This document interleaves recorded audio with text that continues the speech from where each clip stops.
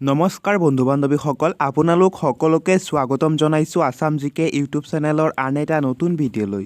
বন্ধুসকল, আজিৰ এই ভিডিঅ'টোত আমি অসম পুলিচৰ লিখিত পৰীক্ষাৰ বাবে প্ৰয়োজনীয় হোৱাকৈ কেইটামান অতি গুৰুত্বপূৰ্ণ প্ৰশ্ন উত্তৰ লৈ আহিছোঁ। গতিকে ভিডিঅ'টো স্কিপ নকৰি সম্পূৰ্ণলৈকে চাব আৰু আপোনালোকে এই প্ৰশ্নকেইটাৰ ভিতৰত কিমানটা প্ৰশ্ন শুদ্ধ কৰিব পাৰিছে কমেণ্ট বক্সত জনাব। তেনেহ'লে বলকচোন আজিৰ ভিডিঅ'টো আৰম্ভ কৰোঁ। আজিৰ আমাৰ প্ৰথম কুৱেশ্যনটো সুধিছে, অসমৰ ৰাজ্যিক ফুলটোৰ নাম কি? তলত দিয়া অপশ্যন কেইটাৰ ভিতৰত ইয়াৰ শুদ্ধ উত্তৰটো হৈছে অপশ্যন চি, কপৌ ফুল। অসমৰ ৰাজ্যিক ফুলটোৰ নাম হৈছে কপৌ ফুল। নেক্সট কুৱেশ্যন, অসমৰ ৰাজ্যিক ফলটোৰ নাম কি? তলত দিয়া অপশ্যন কেইটাৰ ভিতৰত ইয়াৰ শুদ্ধ উত্তৰটো হৈছে অপশ্যন বি, কাজি নেমু। অসমৰ ৰাজ্যিক ফলটোৰ নাম হৈছে কাজি নেমু। নেক্সট কুৱেশ্যন, অসমৰ ৰাজ্যিক গছজোপাৰ নাম কি? তলত দিয়া অপশ্যন কেইটাৰ ভিতৰত ইয়াৰ শুদ্ধ উত্তৰটো হৈছে অপশ্যন বি, হুলুং গছ। অসমৰ ৰাজ্যিক গছজোপাৰ নাম হৈছে হুলুং গছ। নেক্সট কুৱেশ্যন, অসমৰ ৰাজ্যিক চৰাইটোৰ নাম কি? তলত দিয়া অপশ্যন কেইটাৰ ভিতৰত ইয়াৰ শুদ্ধ উত্তৰটো হৈছে অপশ্যন বি, দেওহাঁহ। অসমৰ ৰাজ্যিক চৰাইটোৰ নাম হৈছে দেওহাঁহ। নেক্সট কুৱেশ্যন, অসমৰ জাতীয় সংগীতটোৰ নাম কি? তলত দিয়া অপশ্যন কেইটাৰ ভিতৰত ইয়াৰ শুদ্ধ উত্তৰটো হৈছে অপশ্যন এ, অ মোৰ আপোনাৰ দেশ। অসমৰ ৰাজ্যিক গীতটোৰ নাম হৈছে অ মোৰ আপোনাৰ দেশ। নেক্সট কুৱেশ্যন, অসমৰ ৰাজ্যিক নৃত্যটোৰ নাম কি? তলত দিয়া অপশ্যন কেইটাৰ ভিতৰত ইয়াৰ শুদ্ধ উত্তৰটো হৈছে অপশ্যন এ, বিহু নৃত্য। অসমৰ ৰাজ্যিক নৃত্যটোৰ নাম হৈছে বিহু নৃত্য। নেক্সট কুৱেশ্যন, অসমৰ ৰাজ্যিক মূল মন্ত্ৰটো কি? তলত দিয়া অপশ্যন কেইটাৰ ভিতৰত ইয়াৰ শুদ্ধ উত্তৰটো হৈছে অপশ্যন ডি, জয় আই অসম। অসমৰ ৰাজ্যিক মূল মন্ত্ৰটো হৈছে জয় আই অসম। নেক্সট কুৱেশ্যন, অসমৰ চৰকাৰী ভাষাটো কি? তলত দিয়া অপশ্যন কেইটাৰ ভিতৰত ইয়াৰ শুদ্ধ উত্তৰটো হৈছে অপশ্যন বি, অসমীয়া। অসমৰ ৰাজ্যিক ভাষাটো হৈছে অসমীয়া। নেক্সট কুৱেশ্যন, অসমৰ ৰাজ্যিক জন্তুটোৰ নাম কি? তলত দিয়া অপশ্যন কেইটাৰ ভিতৰত ইয়াৰ শুদ্ধ উত্তৰটো হৈছে অপশ্যন চি, এশিঙীয়া গড়। অসমৰ ৰাজ্যিক জন্তুটোৰ নাম হৈছে এশিঙীয়া গড়। নেক্সট কুৱেশ্যন, কোন চনত বড়ো সাহিত্য সভা প্ৰতিষ্ঠা কৰা হৈছিল? তলত দিয়া অপশ্যন কেইটাৰ ভিতৰত ইয়াৰ শুদ্ধ উত্তৰটো হৈছে অপশ্যন চি, 1952 চনত। 1952 চনত বড়ো সাহিত্য সভা প্ৰতিষ্ঠা কৰা হৈছিল। নেক্সট কুৱেশ্যন, বড়ো সাহিত্য সভাৰ প্ৰথমগৰাকী সভাপতি কোন আছিল? তলত দিয়া অপশ্যন কেইটাৰ ভিতৰত ইয়াৰ শুদ্ধ উত্তৰটো হৈছে option C, Joybhadra হাগজেৰ। Next question, Bodo সাহিত্য সভাৰ প্ৰথমগৰাকী সম্পাদক কোন আছিল? তলত দিয়া অপশ্যন চাৰিটাৰ ভিতৰত ইয়াৰ শুদ্ধ উত্তৰটো হৈছে অপশ্যন ডি, সোণাৰাম তাউচেন। বড়ো সাহিত্য সভাৰ প্ৰথমগৰাকী সম্পাদক আছিল সোণাৰাম তাউচেন। নেক্সট কুৱেশ্যন, সূৰ্যৰ পৃষ্ঠৰ আনুমানিক উষ্ণতা কিমান? তলত দিয়া অপশ্যন কেইটাৰ ভিতৰত ইয়াৰ শুদ্ধ উত্তৰটো হৈছে অপশ্যন এ, 6000 চেলছিয়াছ। সূৰ্যৰ পৃষ্ঠৰ আনুমানিক উষ্ণতা 6000 চেলছিয়াছ।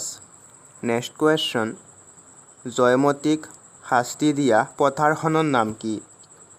তলত দিয়া অপশ্যন কেইটাৰ ভিতৰত ইয়াৰ শুদ্ধ উত্তৰটো হৈছে অপশ্যন বি, জেৰেঙা পথাৰ। জয়মতীক শাস্তি দিয়া পথাৰখনৰ নাম আছিল জেৰেঙা পথাৰ। নেক্সট কুৱেশ্যন, বৰ্তমান পৃথিৱীৰ আটাইতকৈ উচ্চতম অট্টালিকা কোনটো? তলত দিয়া অপশ্যন কেইটাৰ ভিতৰত ইয়াৰ শুদ্ধ উত্তৰটো হৈছে অপশ্যন এ, বুৰ্জ খালিফা। বৰ্তমান পৃথিৱীৰ আটাইতকৈ উচ্চতম অট্টালিকাটোৰ নাম হৈছে বুৰ্জ খালিফা। নেক্সট কুৱেশ্যন, বৰ্তমান পৃথিৱীৰ আটাইতকৈ উচ্চতম অট্টালিকা বুৰ্জ খালিফা ক'ত অৱস্থিত? তলত দিয়া অপশ্যনকেইটাৰ ভিতৰত ইয়াৰ শুদ্ধ উত্তৰটো হৈছে অপশ্যন বি ডুবাই। বৰ্তমান পৃথিৱীৰ আটাইতকৈ উচ্চতম অট্টালিকা বুৰ্জ খালিফা ডুবাইত অৱস্থিত। নেক্সট কুৱেশ্যন, উত্তৰ পূব ভাৰতৰ আটাইতকৈ ডাঙৰ আৰু দীঘল নদী কোনখন? তলত দিয়া অপশ্যনকেইটাৰ ভিতৰত ইয়াৰ শুদ্ধ উত্তৰটো হৈছে অপশ্যন এ ব্ৰহ্মপুত্ৰ। উত্তৰ পূব ভাৰতৰ আটাইতকৈ ডাঙৰ আৰু দীঘল নদীখনৰ নাম হৈছে ব্ৰহ্মপুত্ৰ নদী। নেক্সট কুৱেশ্যন, উত্তৰ পূব ভাৰতৰ অষ্টম ৰাজ্যখনৰ নাম কি? তলত দিয়া অপশ্যনকেইটাৰ ভিতৰত ইয়াৰ শুদ্ধ উত্তৰটো হৈছে অপশ্যন ডি ছিকিম। উত্তৰ পূব ভাৰতৰ অষ্টম ৰাজ্যখনৰ নাম হৈছে ছিকিম। নেক্সট কুৱেশ্যন, ত্ৰিপুৰাই কোনখন দেশৰ সৈতে সীমান্ত ভাগ কৰে? তলত দিয়া অপশ্যনকেইটাৰ ভিতৰত ইয়াৰ শুদ্ধ উত্তৰটো হৈছে অপশ্যন চি বাংলাদেশ। ত্ৰিপুৰা ৰাজ্যই বাংলাদেশৰ লগত সীমান্ত ভাগ বতৰা কৰে। নেক্সট কুৱেশ্যন, ভাৰতৰ কোনখন চহৰক পূবৰ স্কটলেণ্ড বুলি জনা যায়? তলত দিয়া অপশ্যনকেইটাৰ ভিতৰত ইয়াৰ শুদ্ধ উত্তৰটো হৈছে অপশ্যন ডি শ্বিলং। ভাৰতৰ শ্বিলং চহৰক পূবৰ স্কটলেণ্ড বুলি কোৱা হয়। নেক্সট কুৱেশ্যন, ব্ৰিটিছ ৰাজত্বকালত অসমৰ ৰাজধানী কি আছিল? তলত দিয়া অপশ্যনকেইটাৰ ভিতৰত ইয়াৰ শুদ্ধ উত্তৰটো হৈছে অপশ্যন চি শ্বিলং। ব্ৰিটিছ ৰাজত্বকালত অসমৰ ৰাজধানী শ্বিলঙত আছিল। নেক্সট কুৱেশ্যন, নাতুলা পাছ ভাৰতৰ ক'ত অৱস্থিত? তলত দিয়া অপশ্যনকেইটাৰ ভিতৰত ইয়াৰ শুদ্ধ উত্তৰটো হৈছে অপশ্যন বি ছিকিম। নাতুলা পাছ ভাৰতৰ ছিকিমত অৱস্থিত। নেক্সট কুৱেশ্যন, হৰ্ণবিল উৎসৱ ক'ত উদযাপন কৰা হয়? তলত দিয়া অপশ্যনকেইটাৰ ভিতৰত ইয়াৰ শুদ্ধ উত্তৰটো হৈছে অপশ্যন এ নাগালেণ্ড। হৰ্ণবিল উৎসৱ নাগালেণ্ড ৰাজ্যত উদযাপন কৰা হয়। নেক্সট কুৱেশ্যন, কোনে গোপীনাথ বৰদলৈক লোকপ্ৰিয় উপাধিটো দিছিল? তলত দিয়া অপশ্যনকেইটাৰ ভিতৰত ইয়াৰ শুদ্ধ উত্তৰটো হৈছে অপশ্যন চি জয়ৰাম দাস দৌলত ৰাম। নেক্সট কুৱেশ্যনটো সুধিছে, আমাৰ সৌৰজগতৰ আটাইতকৈ উজ্জ্বল গ্ৰহটোৰ নাম কি? তলত দিয়া অপশ্যনকেইটাৰ ভিতৰত ইয়াৰ শুদ্ধ উত্তৰটো হৈছে অপশ্যন এ শুক্ৰ। আমাৰ সৌৰজগতৰ আটাইতকৈ উজ্জ্বল গ্ৰহটোৰ নাম হৈছে শুক্ৰ গ্ৰহ। নেক্সট কুৱেশ্যন, কোনটো গ্ৰহক ৰঙা গ্ৰহ বুলি কোৱা হয়? তলত দিয়া অপশ্যনকেইটাৰ ভিতৰত ইয়াৰ শুদ্ধ উত্তৰটো হৈছে অপশ্যন চি মংগল গ্ৰহ। মংগল গ্ৰহক ৰঙা গ্ৰহ বুলি কোৱা হয়। নেক্সট কুৱেশ্যন, পৃথিৱীৰ ক্ষুদ্ৰতম নদীদ্বীপটোৰ নাম কি? তলত দিয়া অপশ্যনকেইটাৰ ভিতৰত ইয়াৰ শুদ্ধ উত্তৰটো হৈছে অপশ্যন বি ময়ূৰদ্বীপ উমানন্দ। পৃথিৱীৰ ক্ষুদ্ৰতম নদীদ্বীপটো হৈছে ময়ূৰদ্বীপ উমানন্দ। নেক্সট কুৱেশ্যন, কোনখন চহৰক ভাৰতৰ ইলেক্ট্ৰনিক চহৰ হিচাপে জনা যায়? তলত দিয়া অপশ্যনকেইটাৰ ভিতৰত ইয়াৰ শুদ্ধ উত্তৰটো হৈছে অপশ্যন চি বাংগালুৰু। বাংগালুৰু চহৰক ভাৰতৰ ইলেক্ট্ৰনিক চহৰ হিচাপে জনা যায়। নেক্সট কুৱেশ্যন, অসমৰ প্ৰথম বিমান চালকজনৰ নাম কি? তলত দিয়া অপশ্যনকেইটাৰ ভিতৰত ইয়াৰ শুদ্ধ উত্তৰটো হৈছে অপশ্যন চি মহানন্দ দাস। অসমৰ প্ৰথম বিমান চালকজনৰ নাম আছিল মহানন্দ দাস। নেক্সট কুৱেশ্যন, অসমৰ কাক লুইত কোঁৱৰ বুলিও জনা যায়? তলত দিয়া অপশ্যনকেইটাৰ ভিতৰত ইয়াৰ শুদ্ধ উত্তৰটো হৈছে অপশ্যন এ ৰুদ্ৰ বৰুৱা। অসমৰ ৰুদ্ৰ বৰুৱাক লুইত কোঁৱৰ বুলিও জনা যায়। নেক্সট কুৱেশ্যন, কাক অসমৰ সিংহ পুৰুষ বুলি জনা যায়? তলত দিয়া অপশ্যনকেইটাৰ ভিতৰত ইয়াৰ শুদ্ধ উত্তৰটো হৈছে অপশ্যন এ ৰাধা গোবিন্দ বৰুৱা। ৰাধা গোবিন্দ বৰুৱাক অসমৰ সিংহ পুৰুষ বুলিও জনা যায়। নেক্সট কুৱেশ্যন, ব্ৰহ্মপুত্ৰ নদীৰ ওপৰত থকা নৰনাৰায়ণ সেতুখনে কোন দুখন ঠাইক সংলগ্ন কৰিছে? তলত দিয়া অপশ্যনকেইটাৰ ভিতৰত ইয়াৰ শুদ্ধ উত্তৰটো হৈছে অপশ্যন ডি পঞ্চৰত্ন আৰু যোগীঘোপা। নৰনাৰায়ণ সেতুখনে পঞ্চৰত্ন আৰু যোগীঘোপা ঠাইক সংলগ্ন কৰিছে। নেক্সট কুৱেশ্যন, সাহিত্য একাডেমী বঁটা লাভ কৰা ককা দেউতাৰ হাড় পুথিখনৰ ৰচকগৰাকীৰ নাম কি? তলত দিয়া অপশ্যন কেইটাৰ ভিতৰত ইয়াৰ শুদ্ধ উত্তৰটো হৈছে অপশ্যন বি নৱকান্ত বৰুৱা। সাহিত্য একাডেমী বঁটা লাভ কৰা ককা দেউতাৰ হাড় পুথিখনৰ ৰচক আছিল নৱকান্ত বৰুৱা। নেক্সট কুৱেশ্যন, অসমীয়া ব্যাকৰণ আধুনিক ৰূপ দেউতা প্ৰথম ব্যক্তিজন কোন আছিল? তলত দিয়া অপশ্যন কেইটাৰ ভিতৰত ইয়াৰ শুদ্ধ উত্তৰটো হৈছে অপশ্যন এ হেমচন্দ্ৰ বৰুৱা। অসমীয়া ব্যাকৰণক আধুনিক ৰূপ দিওঁতা প্ৰথমজন ব্যক্তি আছিল হেমচন্দ্ৰ বৰুৱা। নেক্সট কুৱেশ্যন, অগ্নিগড় কোনে সজাইছিল? তলত দিয়া অপশ্যন কেইটাৰ ভিতৰত ইয়াৰ শুদ্ধ উত্তৰ হৈছে অপশ্যন বি বাণৰজা। অগ্নিগড় বাণৰজাই সজাইছিল। নেক্সট কুৱেশ্যন, অসমীয়া ভাষাটো ভাৰতৰ সংবিধানৰ কোনটো অনুসূচীত উল্লেখিত হৈ আছে? তলত দিয়া অপশ্যন কেইটাৰ ভিতৰত ইয়াৰ শুদ্ধ উত্তৰটো হৈছে অপশ্যন চি অষ্টম অনুসূচীত। অসমীয়া ভাষাটো ভাৰতৰ সংবিধানৰ অষ্টম অনুসূচীত উল্লেখিত আছে। নেক্সট কুৱেশ্যন, অসমৰ প্ৰথম ভাৰতীয় জিলা দণ্ডাধীশ কোন আছিল? তলত দিয়া অপশ্যন কেইটাৰ ভিতৰত ইয়াৰ শুদ্ধ উত্তৰটো হৈছে option A Anandaram Baruah. Next question, Umananda মন্দিৰ কোনে পুনৰ নিৰ্মাণ কৰিছিল? তলত দিয়া অপশ্যন কেইটাৰ ভিতৰত ইয়াৰ শুদ্ধ উত্তৰটো হৈছে অপশ্যন এ গদাধৰ সিংহ। উমানন্দ মন্দিৰ পুনৰ গদাধৰ সিংহই নিৰ্মাণ কৰিছিল। নেক্সট কুৱেশ্যন, ৫৬তম জ্ঞানপীঠ বঁটা অসমৰ কোনে লাভ কৰিছে? তলত দিয়া অপশ্যন কেইটাৰ ভিতৰত ইয়াৰ শুদ্ধ উত্তৰটো হৈছে অপশ্যন চি নীলমণি ফুকন। ৫৬তম জ্ঞানপীঠ বঁটা অসমৰ নীলমণি ফুকনে লাভ কৰিছে। নেক্সট কুৱেশ্যন, জ্ঞানপীঠ বঁটা লাভ কৰা প্ৰথমজন অসমীয়া কোন আছিল? তলত দিয়া অপশ্যন কেইটাৰ ভিতৰত ইয়াৰ শুদ্ধ উত্তৰটো হৈছে অপশ্যন বি বীৰেন্দ্ৰ কুমাৰ ভট্টাচাৰ্য। জ্ঞানপীঠ বঁটা লাভ কৰা প্ৰথমজন অসমীয়া আছিল বীৰেন্দ্ৰ কুমাৰ ভট্টাচাৰ্য। নেক্সট কুৱেশ্যন, অসমীয়া ভাষা উন্নতি সাধিনী সভা কেতিয়া গঠন কৰা হৈছিল? তলত দিয়া অপশ্যন কেইটাৰ ভিতৰত ইয়াৰ শুদ্ধ উত্তৰটো হৈছে অপশ্যন চি ১৮৮৮ চনত। অসমীয়া ভাষা উন্নতি সাধিনী সভা ১৮৮৮ চনত গঠন কৰা হৈছিল। নেক্সট কুৱেশ্যন, অসমৰ কোনখন ঠাইক কন্যাপুৰ বুলি কোৱা হয়? তলত দিয়া অপশ্যন কেইটাৰ ভিতৰত ইয়াৰ শুদ্ধ উত্তৰটো হৈছে অপশ্যন এ তেজপুৰ। অসমৰ তেজপুৰক কন্যাপুৰ বুলি কোৱা হয়। নেক্সট কুৱেশ্যন, মোৰ সোৱৰণী কোনজন সাহিত্যিকৰ আত্মজীৱনীৰ নাম? তলত দিয়া অপশ্যন কেইটাৰ ভিতৰত ইয়াৰ শুদ্ধ উত্তৰটো হৈছে অপশ্যন বি পদ্মনাথ গোহাঞি বৰুৱা। মোৰ সোৱৰণী পদ্মনাথ গোহাঞি বৰুৱাৰ আত্মজীৱনীৰ নাম। নেক্সট কুৱেশ্যন, কিমান চনত চক্ৰধ্বজ সিংহৰ মৃত্যু হৈছিল? তলত দিয়া অপশ্যন কেইটাৰ ভিতৰত ইয়াৰ শুদ্ধ উত্তৰটো হৈছে অপশ্যন ডি ১৬৭০ খ্ৰীষ্টাব্দত। ১৬৭০ খ্ৰীষ্টাব্দত চক্ৰধ্বজ সিংহৰ মৃত্যু হৈছিল। নেক্সট কুৱেশ্যন, কোনজন ৰজাই মহাপুৰুষ শ্ৰীমন্ত শংকৰদেৱক আশ্ৰয় দিছিল?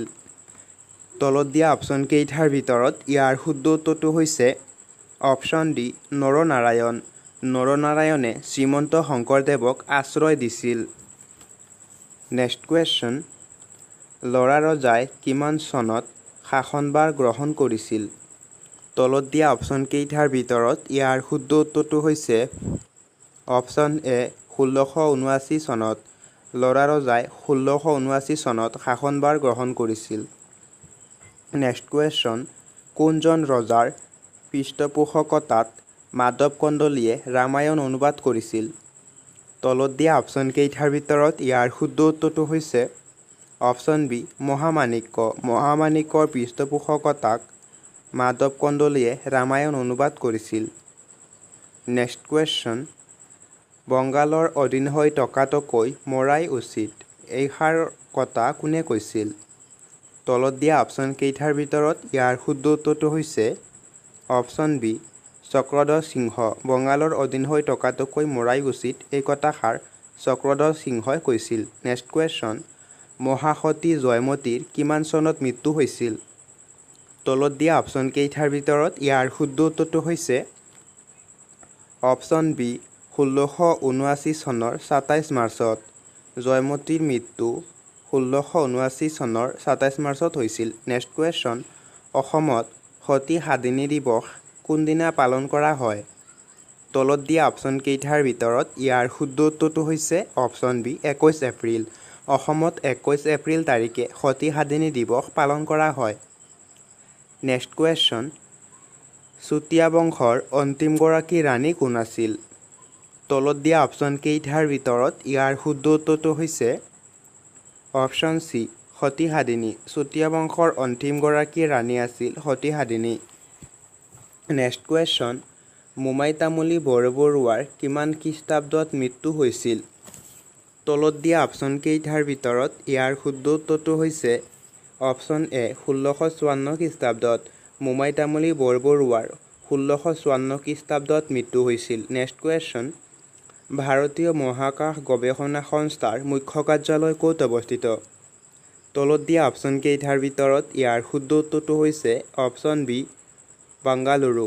ভাৰতীয় মহাকাশ গৱেষণা সংস্থাৰ মুখ্য কাৰ্যালয় বাংগালুৰুত অৱস্থিত। নেক্সট কুৱেশ্যন ইছৰোৰ সম্পূৰ্ণ ৰূপটো কি? তলত দিয়া অপশ্যন কেইটাৰ ভিতৰত ইয়াৰ শুদ্ধ উত্তৰটো হৈছে অপশ্যন এ Indian space research organisation. Next question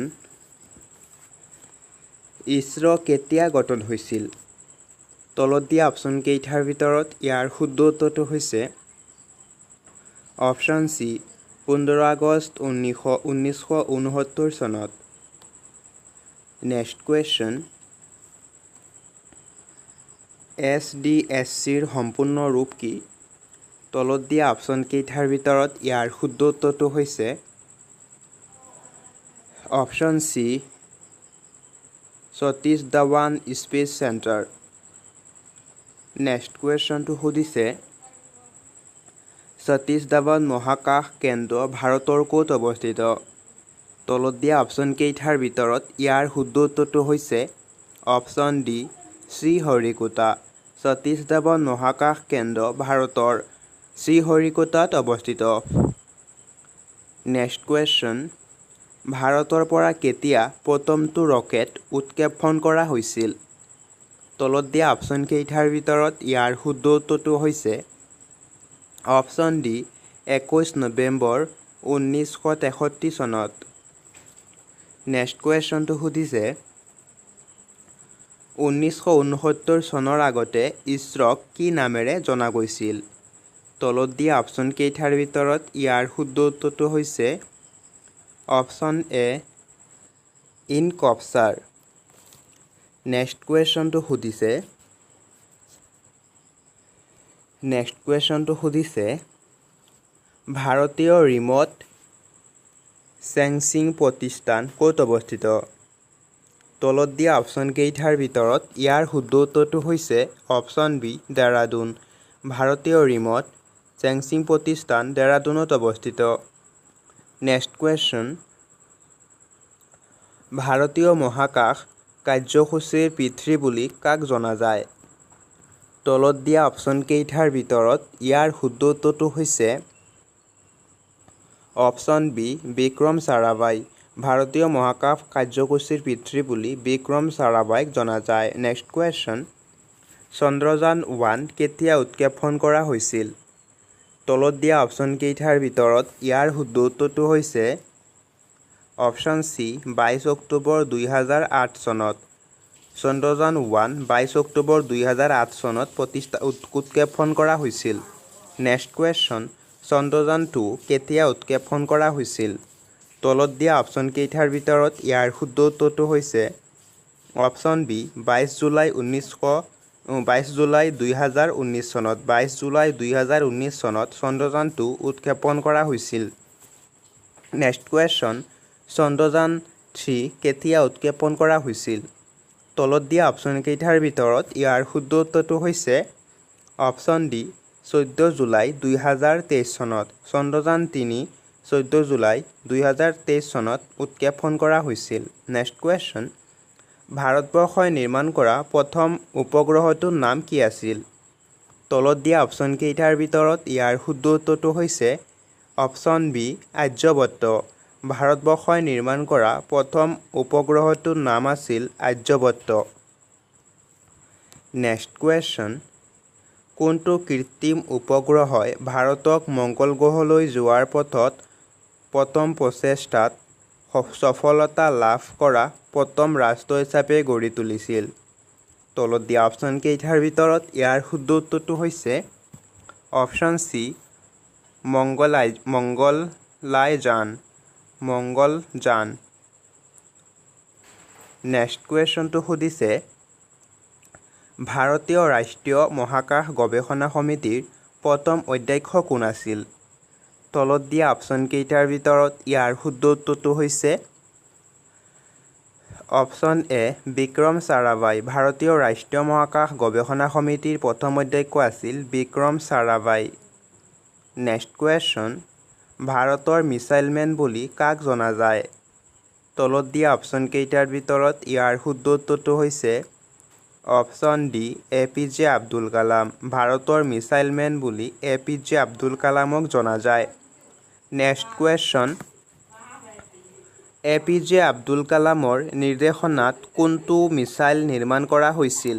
তলত দিয়া অপশ্যন কেইটাৰ ভিতৰত ইয়াৰ শুদ্ধ উত্তৰটো হৈছে option C Prithvi. APJ Abdul কালামৰ নিৰ্দেশনাত পৃথ্বী মিছাইল নিৰ্মাণ কৰা হৈছিল। নেক্সট কুৱেশ্যন, ভাৰতীয় মহাকাশ গৱেষণাৰ বাবে কেতিয়া ভাৰতীয় ৰাষ্ট্ৰীয় সমিতি গঠন কৰা হৈছিল? তলত দিয়া অপশ্যন কেইটাৰ ভিতৰত ইয়াৰ শুদ্ধ উত্তৰটো হৈছে অপশ্যন এ 1962 চনত। ভাৰতীয় মহাকাশ গৱেষণাৰ বাবে 1962 চনত ভাৰতীয় ৰাষ্ট্ৰীয় সমিতি গঠন কৰা হৈছিল। নেক্সট কুৱেশ্যন, ভাৰতীয় মহাকাশ বিশ্ববিদ্যালয়খনৰ নাম কি? তলত দিয়া অপশ্যন কেইটাৰ ভিতৰত ইয়াৰ শুদ্ধ উত্তৰটো হৈছে option D Indian Institute of Space Science. Next কুৱেশ্যনটো সুধিছে, বিক্ৰম সাৰাভাই মহাকাশ কেন্দ্ৰ ক'ত অৱস্থিত? তলত দিয়া অপশ্যন কেইটাৰ ভিতৰত ইয়াৰ শুদ্ধ উত্তৰটো হৈছে অপশ্যন চি তিৰুৱনন্তপুৰম। বিক্ৰম সাৰাভাই মহাকাশ কেন্দ্ৰ কেৰালাৰ তিৰুৱনন্তপুৰমত অৱস্থিত। নেক্সট কুৱেশ্যন, ইছৰোৱে প্ৰেৰণ কৰা মংগলযান কেতিয়া মংগল গ্ৰহৰ কক্ষপথত প্ৰৱেশ কৰিছিল? তলত দিয়া অপশ্যন কেইটাৰ ভিতৰত ইয়াৰ শুদ্ধ উত্তৰটো হৈছে অপশ্যন বি 24 ছেপ্টেম্বৰ 2014 চনত। আমাৰ নেক্সট কুৱেশ্যনটো সুধিছে, নেক্সট কুৱেশ্যন, চন্দ্ৰযান 1ৰ বিকল্প সঞ্চালক কোন আছিল? তলত দিয়া অপশ্যন কেইটাৰ ভিতৰত ইয়াৰ শুদ্ধ উত্তৰ হৈছে option D Mylswamy Annadurai. Next কুৱেশ্যনটো সুধিছে, ভাৰতত মহাকাশ বিভাগ কেতিয়া স্থাপন কৰা হৈছিল? তলত দিয়া অপশ্যন কেইটাৰ ভিতৰত ইয়াৰ শুদ্ধ উত্তৰটো হৈছে অপশ্যন বি 1972 চনত। ভাৰতত মহাকাশ বিভাগ 1972 চনত প্ৰতিষ্ঠা কৰা হৈছিল বা স্থাপন কৰা হৈছিল। নেক্সট কুৱেশ্যন, চন্দ্ৰযান 1 ক'ৰ পৰা উৎক্ষেপণ কৰা হৈছিল? তলত দিয়া অপশ্যন কেইটাৰ ভিতৰত ইয়াৰ শুদ্ধ উত্তৰটো হৈছে অপশ্যন চি শ্ৰীহৰিকোটা। চন্দ্ৰযান 1 শ্ৰীহৰিকোটাৰ পৰা উৎক্ষেপণ কৰা হৈছিল। নেক্সট কুৱেশ্যন, ভাৰতত ক'ত ৰকেট আৰু লঞ্চ বাহন নিৰ্মাণ কৰা হয়? তলত দিয়া অপশ্যন কেইটাৰ ভিতৰত ইয়াৰ শুদ্ধ উত্তৰটো হৈছে option C Vikram Sarabhai space centre.